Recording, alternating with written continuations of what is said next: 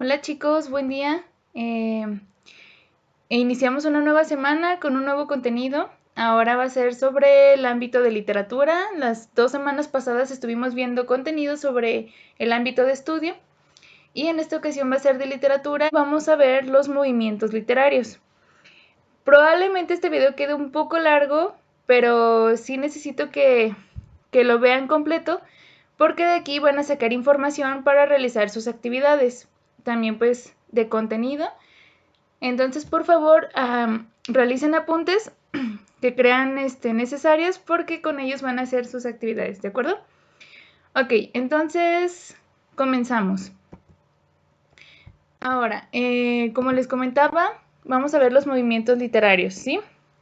¿Qué son los movimientos literarios? Bueno, a los movimientos literarios se les conoce así porque son como formas de estudiar a la literatura, pero a través de periodos de tiempo, ¿sí? Pasan los siglos, los años y se van clasificando estos movimientos literarios de acuerdo a las características que van surgiendo a partir de los poemas, novelas, cuentos que realicen los autores. También estos movimientos literarios también se presentan en otras áreas del arte, como es la pintura, la danza, el cine, la escultura, etcétera, ¿sí? Bueno, entonces a grandes rasgos existen 11 movimientos literarios. Los vamos a ver todos, pero los vamos a ver brevemente porque nos importa e interesa en esta ocasión el número 11, ¿de acuerdo?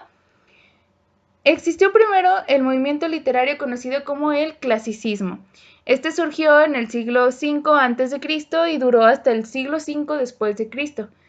Se caracteriza porque surgió en Grecia y en Roma, conocida como la cultura grecolatina. Como les mencionaba, estos movimientos también se expresan en otras áreas del arte, pero en este caso estamos viendo la literatura, ¿sí? Y bueno, sus principales características son porque resaltaban los valores estéticos y filosóficos que permeaban en la época. Y una de las obras más representativas son la Ilíada o la Odisea de Homero, la Eneida de Virgilio, Edipo Rey de Sófocles, entre muchas más. Si se fijan, estos autores son muy conocidos pues, de la antigua Roma, ¿sí? O de la antigua Grecia también.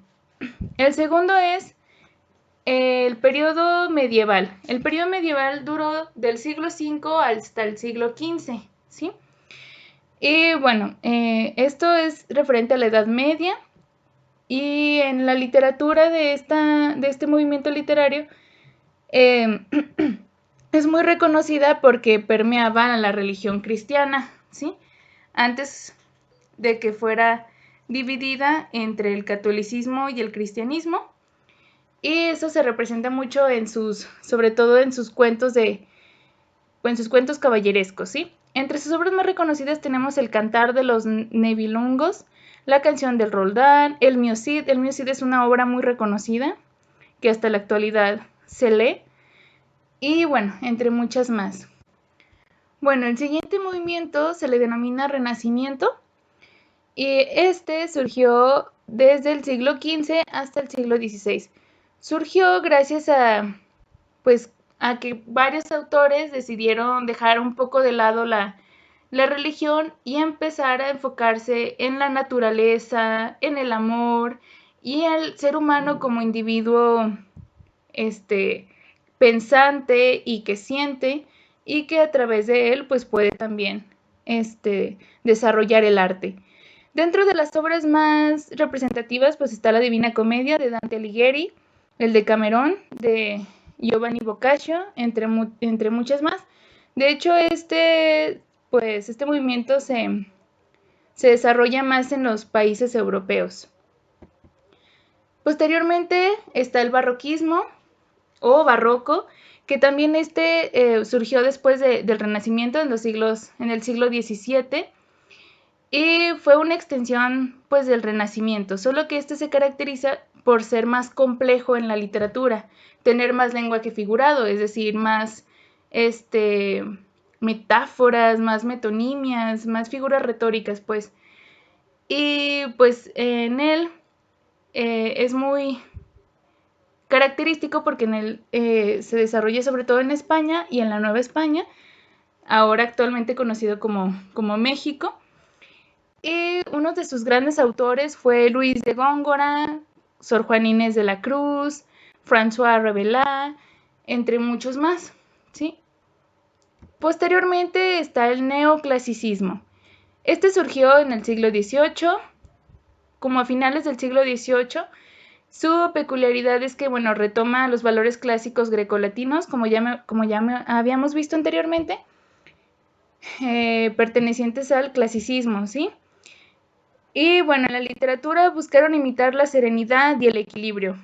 Ya no quisieron ser tan complejos como en el barroco, ¿no? Y una de sus obras más representativas es Andrómaca, pero también El Cid de Niñas de Fernández, de Moratín y entre otras muchas más. Posteriormente surgió el romanticismo. El romanticismo surgió en la primera mitad del siglo XIX, pero como una oposición a los demás movimientos, porque lo que buscaba era eliminar la frialdad en la literatura. Ya querían resaltar los valores éticos, los valores religiosos, los valores nacionales, querían resaltar también los sentimientos de una manera más apegada a yo como persona y a la otra persona, al sentir, pues, del ser humano, más que de la naturaleza o el universo. Sus obras más representativas son Werther, de Goethe, Don Álvaro o la fuerza del Sino, del Duque de Rivas, entre muchas más. Como séptimo movimiento, pues tenemos el realismo. Como su nombre lo dice, el realismo lo que quería era introducir en la literatura, así como en otras áreas del arte, como en la pintura, pues la realidad, lo que surgía en la vida cotidiana, ¿sí? Ya introducían un lenguaje popular y regional, ya podíamos encontrar palabras como pa' qué, entre muchas más, porque lo que querían era resaltar eso. Y esto pues surgió sobre todo en Francia durante el siglo XIX, sobre todo en la segunda mitad de este siglo, ¿sí? Como obras representativas o más características son El rojo y negro de Stendhal, Crimen y castigo de Dostoyevsky, entre muchas más. El octavo es el modernismo. En el modernismo surgieron sobre todo muchos exponentes en la pintura. Creo que han escuchado hablar de Van Gogh o Renoir, entre muchos otros pintores.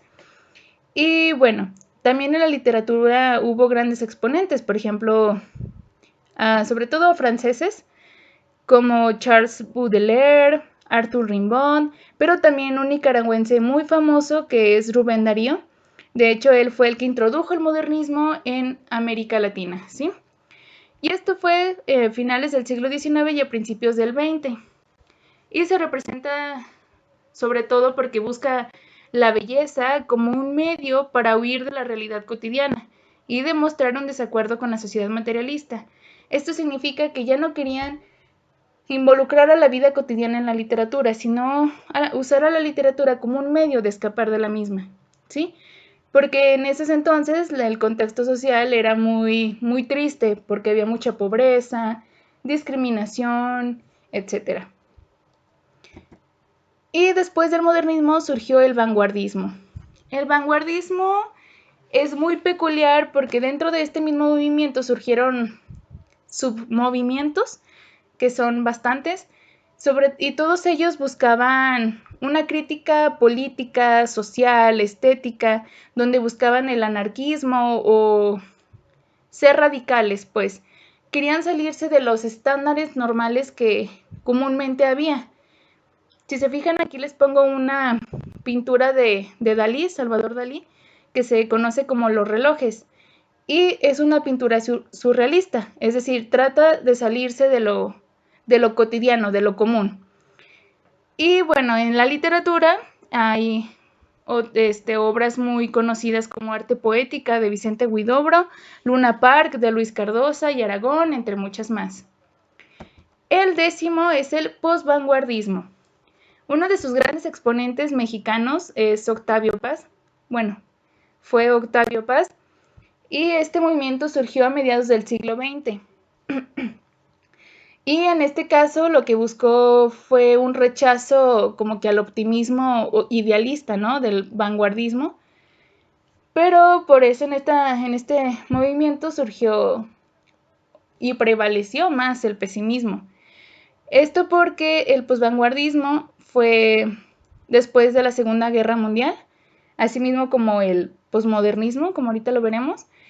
Y pues aquí ya lo que también se caracterizó es que pues ya incluían ahora sí la realidad de la vida cotidiana, pero una realidad más en lo político y en lo social, porque era más una protesta a lo que ocurría en ese contexto social, más que algo estético. Y bueno, como ya les dije, Octavio Paz era uno de los más representantes, pero también Nicanor Parra y Ernesto Cardenal, con sus obras como epigramas o antipoesía. Y ahora vamos con el movimiento literario que nos compete en esta ocasión, y es el posmodernismo. El posmodernismo surgió en la segunda mitad del siglo XX, es decir, del año 1950 al 2000. Si se fijan, este movimiento fue después de la Segunda Guerra Mundial, que la Segunda Guerra Mundial terminó en 1945. Y bueno, esto es muy importante de entender porque gracias a ese suceso pues mundial trajo mucha escasez en alimento, la economía estaba muy mal, hubo mucha muerte. Entonces pues los autores utilizaron estos sucesos pues para hacer también protesta, y eso lo hacían a través de un juego con las palabras y pues con las formas literarias no tradicionales, porque en esta ocasión ya no querían tal cual rimar, ¿no? Sino más bien que el contenido del poema, por ejemplo, tuviera más peso que la propia rima. Y bueno, dentro de los grandes exponentes en ese entonces, pues fue Julio Cortázar, Humberto Eco, Guillermo Cabrera, Julio Cortázar con su obra Rayuela, pero tuvo muchísimas más. No sé si han escuchado En el nombre de la rosa, creo que también hay una película. Y bueno, pero como mexicanos tenemos a Rosario Castellanos, una mexicana muy reconocida por su literatura. También tenemos a Jaime Sabines, a José Emilio Pacheco, entre muchos más. Y bueno, después de la Segunda Guerra Mundial, como les comentaba, el contexto social y político estaba en crisis. Y bueno, la Segunda Guerra Mundial surgió en Alemania con los nazis, y cuando fueron derrotados por el representante, ¿no? en aquel entonces, que era Estados Unidos, Berlín, que es la capital de Alemania, pues estaba en crisis. Y como Estados Unidos había ganado la guerra, él se había apoderado de una parte de la ciudad de Berlín con la intención pues de liberarlos a los alemanes en ese entonces. Pero como aún existía el partido político soviético, pues era imposible. Entonces la capital de Alemania, Berlín, se dividió en dos bandos: los del liberalismo y los del comunismo, ¿sí? Los del liberalismo eran los de Estados Unidos y el comunismo era pues los alemanes del partido político soviético, ¿sí? Entonces, pues es muy sonado esto de la caída del muro de Berlín, porque en ese entonces, como Alemania o Berlín en sí estaba dividido en dos grupos, se hizo un muro pues con más de 150 kilómetros de largo, con más de 300 torres de vigilancia, con pozos, con francotiradores. Entonces, imagínense en ese momento cómo los alemanes estaban divididos. A lo mejor tú quedaste del otro lado y tu familia quedó del otro, y no lo podías ver, no podías ver a tus familiares, porque si cruzabas el muro te asesinaban. Entonces, pues era un contexto muy difícil. Muchas personas murieron intentando cruzar el muro. Otros más eran infelices del lado del lado soviético, porque pues su partido político no les daba lo suficiente para tener una vida cómoda para subsistir, ¿no? Entonces, un 9 de noviembre, los del partido político soviético deciden que pues los que se quieran ir al otro lado se vayan. Entonces, prácticamente toda la mitad de ese lado se fue. Por lo que en 1989 decidieron derrumbar el muro. De hecho, es algo que está grabado, se televisó a nivel mundial, donde las personas empezaron a cruzar el muro, ¿no? Y también empezaron con herramientas a tumbarlo. Bueno, fue algo muy liberador, muy importante en la historia pues universal y también de Alemania, porque eso demostró que pues Alemania ya iba a ser totalmente libre, ya iba a tener una democracia como pues como vida política, ¿no? Y bueno, entonces por eso es muy famosa la caída del muro de Berlín. Esto duró un año en poder quitar el muro.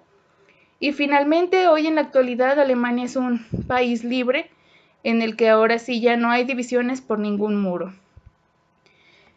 A partir de este suceso político y social, varios autores a lo largo del mundo empezaron a hacer literatura, cuentos, poemas, novelas, y entre ellos el poeta Benedetti realizó un poema titulado Epigrama con muro, ¿sí? Y este poema está dedicado precisamente a ese suceso histórico. Y bueno, aquí lo tienen en pantalla. Les voy a leer nada más dos fragmentos para que podamos realizar, ya para terminar este video, la actividad que ustedes también van a hacer con otros poemas. Por ejemplo, poemas sobre el 2 de octubre. No sé si han escuchado del 2 de octubre, es un suceso histórico que sucedió en nuestro país, aquí en México, muy triste y que marcó al país desde entonces. Ustedes lo van a hacer respecto a ese tema y en esta ocasión yo lo estoy haciendo, como ven, sobre el muro de Berlín. Bueno, inicia así. Entre tú y yo, mengana mía, se levantaba un muro de Berlín hecho de horas desiertas, añoranzas fugaces. Tú no podías verme porque montaban guardia los rencores ajenos. Yo no podía verte porque encandilaba el sol de tus augurios. Si se fijan, este poema es muy triste porque pues hace referencia a que ese muro de Berlín los separaba, ¿sí? Esas añoranzas fugaces, es decir, esos deseos de verte eran fugaces porque no podía hacerlo. Si yo cruzaba el muro me podían asesinar, ¿sí? Por ejemplo, también dice, tú no podías verme porque montaban guardia los rencores ajenos. Por ejemplo, esto puede ser una alusión a los francotiradores, ¿no? Que siempre estaban en sus torres de vigilancia viendo que nadie pasara el muro. Y luego dice, yo no podía verte porque me encandilaba el sol de tus augurios. Sí, este poema está dedicado sobre todo a esas personas que estaban divididas por el muro. Imagínense no poder ver a tu familia porque un muro te lo impide y además francotiradores que me pueden asesinar. Entonces sí es muy, muy triste esa situación. Bueno, entonces una vez que hemos leído el poema, vamos a llenar esta tabla. Sí, esta tabla, si se fijan, tiene aquí el título del poema, Epigrama con muro de Mario Benedetti. Bueno, entonces aquí vamos a anotar el nombre del autor y vemos que es Benedetti, ¿sí? Luego, el año en el que se escribió el poema, que fue en 1983, y luego qué movimiento literario pertenece el poema, ya vimos que pertenece al posmodernismo, ¿sí? Porque 1983 está dentro de, pues, del tiempo en el que se escribió, ¿sí? Por ejemplo, aquí vemos que es del año de 1950 al 2000, el posmodernismo, entonces entra en este movimiento. Luego describe el contexto histórico del poema. Se desarrolla gracias al conflicto entre Estados Unidos y Alemania al dividirse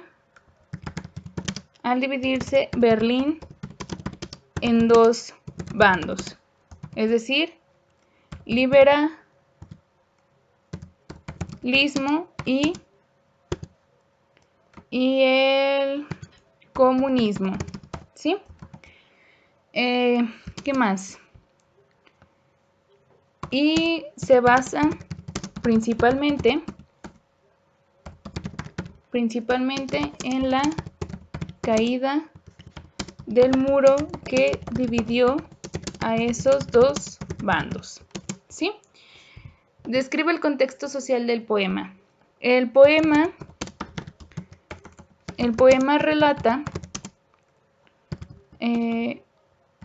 cómo dos personas que se amaban quedaron separadas por el muro de Berlín, ¿sí?